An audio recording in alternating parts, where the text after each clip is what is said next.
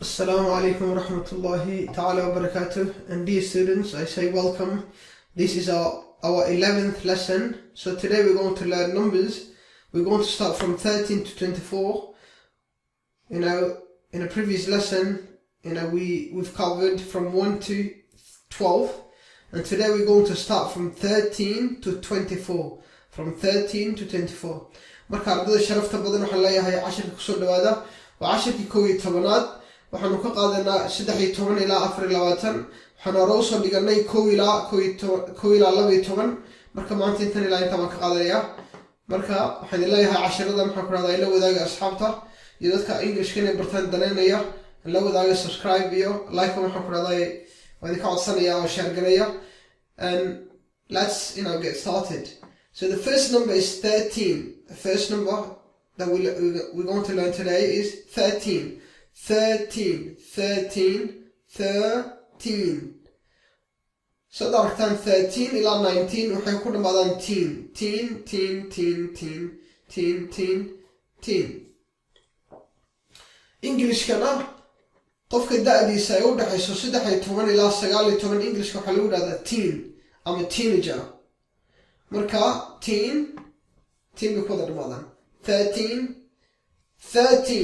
So if we do the spelling, THIRTEN, THIRTEN, 13. 14, FOURTEN,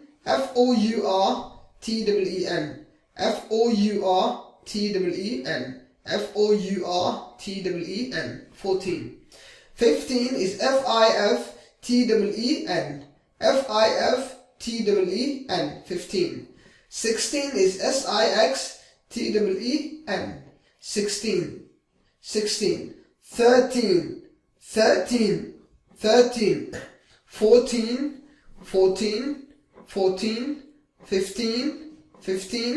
15. 16. 17. 18. 19. 20, 21, 22, 23,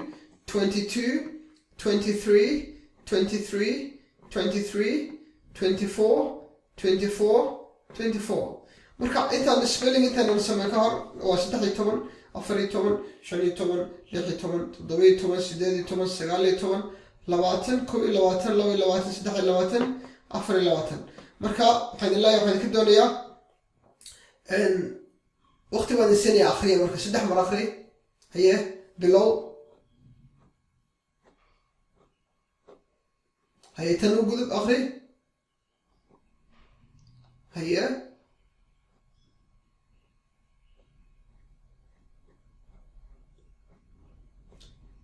ku calaali markaad wax baranayso marha akhriin marar badan akhri ilaa aad ka sugto dhawaqa hay 13 14 15 16 17 18 19 20 21 22 23 24 marka sadarkiisa 21 ilaa 24 sadarkiisa markiisaan waxa yaroo dhaxala dash la yiraahdaa dashka yaroo dhaxiya ama hyphen isku xidha oo dhaxiya marka qasab weyn aad u samayso marka let's do the spelling now. 13 is THIRTEN, 14 is FOURTEN,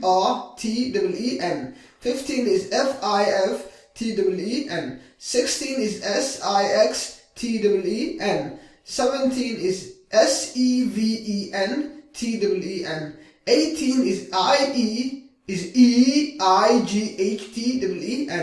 19 is NINETEN, 20 is TWENTY, 21 is T-W-E-N-T-Y O-N-E. 22 is T-W-E-N-T-Y T-W-O. 23 is T-W-E-N-T-Y T-H-R-E-E. 24 is T-W-E-N-T-Y F-O-U-R. So, dear students, we stop the lesson there. عشان halka baan nugu joogayaa. Marka waxaan idin leeyahay qora u kaclaaliya. Maxaan ku dhahay iska sugeynta insha Allah. And with that, I leave you with assalamu alaikum wa rahmatullahi wa barakatuh till we meet next time.